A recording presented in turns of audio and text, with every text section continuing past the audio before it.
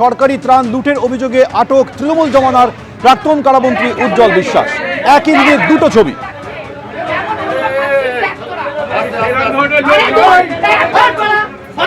সরকারি ত্রাণ লুটের অভিযোগ উঠেছে প্রাক্তন মন্ত্রী উজ্জ্বল বিশ্বাসের বিরুদ্ধে। তার বাড়ি থেকে প্রচুর সরকারি ত্রাণ উদ্ধার হয়েছে। কৃষ্ণনগর দক্ষিণে প্রাক্তন তৃণমূল বিধায়ক উজ্জ্বল বিশ্বাসকে ঘিরে আজ বিক্ষোভ হয়।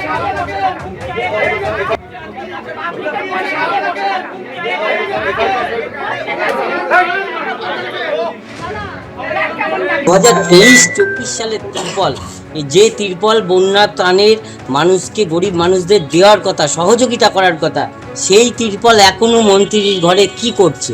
আজকে টিএমসি সরকার গেছে কতদিন, আজ বিজেপি সরকার আসার পরে চারিদিকে ধরপাকড় হচ্ছে। সেই জন্য উনি এখন সাধু সাজার জন্য উনি বিডিও অফিসে বলছে আমরা রিটার্ন করছি। কিন্তু এরকম দিন বিগত দিনে এনারা করেছে, মাল এসছে, সেই সব মাল পরবর্তীকালে অসাধু ব্যবসায়ীদের হাতে এনারা তুলে দিয়েছে কিছু অর্থের বিনিময়ে।